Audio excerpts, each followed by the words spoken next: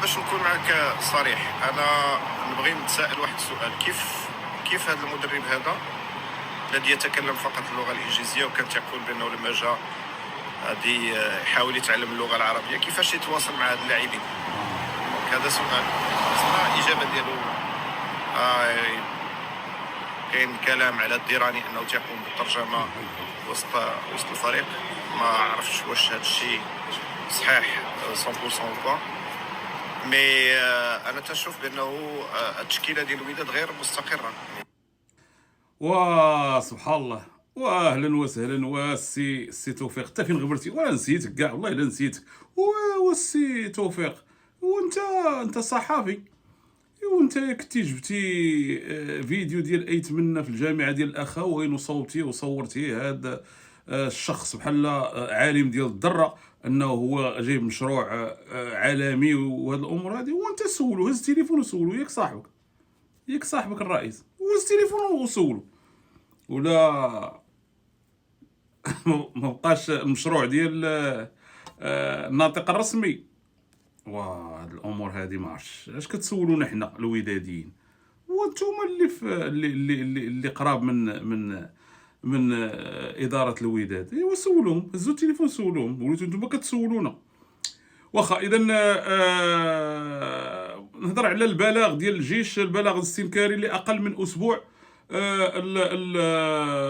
المديريه المركزيه للتحكيم كتم توقيف الحكم التمسماني، يعني بالنسبه للمقابله اللي كانوا فيها مشاكل بزاف، وكانت الجيش دارت واحد البلاغ. هنا كنقول للناس ديال الوداد، ها البلاغات لاش كيصلحوا في اقل من اسبوع. المديريه المركزيه خاد قرار، هادشي اللي كاين.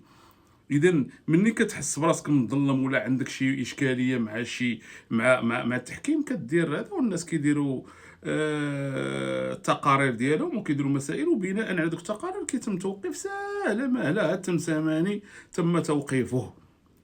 اذا بغيتي الحقوق ديالك ودير الخدمه ديالك، هذا الشيء اللي كاين. بالنسبه المساعد اللي ناط عليه الهضره بزاف، عوينه، عبد العالي عوينه، مساعد ديال الحيمر، بغاه مكوينه، الهضره الخاويه، ما كاين والو من هاد الهضره هذه. انا استقيت الخبر، ما كاين حتى شي حاجه، والناس في سبات عميق، كاع مسوقين. ما عرفتش هاد السميه منين جابوا هاد السيد هذا، وقال لك عنده الكاف وهذا ما هو يتقنوا الانجليزيه ويتقنوا هذا وهذاك. المهم هادشي راه ما كاينش.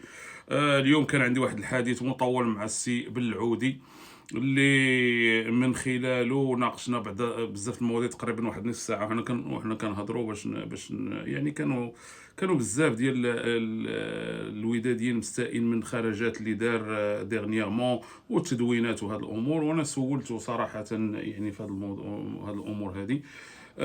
كان بودي ندوز لكم تسجيل، ولكن هو تحفظ وقال لك لا، من الاحسن ما تسجلش.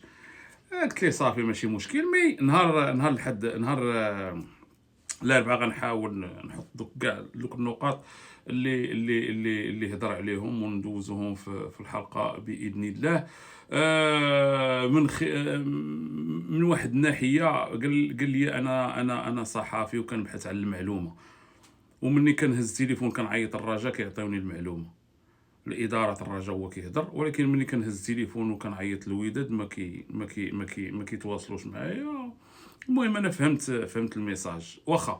وزادني وقال لي شوف، انا نجيك من الاخر. حنا عندنا في انفو سبور عندنا برنامج ودادي اللي كينشطو السي قطبي، وكان اسامه بيتي من قبل. ما عمرنا تدخلنا في العمل ديالهم، ولا في الضيوف، ولا شكون اللي يجيبوا ولا شكون اللي ما يجيبوش، ولا الخط التحرير ديالهم، ولا الطريقه باش كيديروا البرامج ديالهم. ما عمرنا تدخلنا فيهم، قال لي بالحرف. اذا هاد الصحفيين هما الاقرب يعني من الوداد، ومخلينهم كيديروا برنامج، مخلي السي قطبي كيدير برنامج ودادي، ما كيدخل فيه حتى شي واحد. اذا انا ما عرفتش هاد الناس هادو، الصحفيين اللي كيقولوا لنا وداديين، توما كيطرحوا الاسئله. ما فهمتش لمن كطرحوا الاسئله لينا حنا، وحنا ما عندناش اجوبه. نتوما اللي قراب من البيت الودادي، وانتم اللي كتحضروا لجميع المقابلات ودائما جالسين في المنصه، واش خايفين انكم تناقشوا مواضيع اللي كتهم الفريق الوداد؟ واش خايفين ان ما بقاش تعطيكم، ما بقاش يتعطاوكم الاعتمادات باش تدخلوا؟ ولا ما فهمتش انايا. يعني الانسان كيدير غير خدمته. الا ما كانش يقدر يناقش هاد الامور، نتوما وليتوا كطرحوا اسئله، ما عرفتش من كطرحوا هاد الاسئله، ما فهمتش. اذا ما يعني خلاصه الامر ان بغى يعني السي بلعودي قال لي انا راه ما فهمتي، راه كاين وداديين وكاين صحافيين كنشوفهم يوميا وكنهضروا يوميا، ما عمر شي واحد تشكى ليا من شي حاجه. يعني الكره عندكم نتوما اللي في انفو سبور، وانتم اللي خاصكم ديروا داكشي اللي خصو يدار، والصلاه على النبي، وكل واحد كيشوفها من الجانب ديالو. السلام عليكم.